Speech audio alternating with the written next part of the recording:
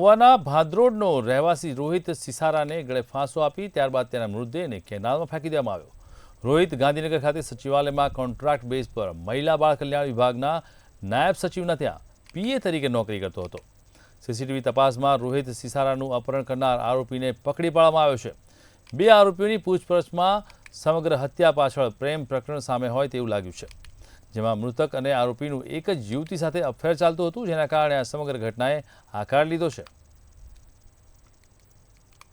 गांधीनगर शहर sector 7 police station में एक अपहरण एंड मर्डर की बना है। इसमें दो आरोपी है मेन करके, एक राज विक्रम सिंह और दूसरा है अपना धवल राठौड़। ये दोनों मिलके एक रोहित करके अपना कर्मचारी है जो health and women and child department में काम करता था, उनको बुलाए थे अराउंड 6:30 बजे के आसपास सेक्टर 11 में।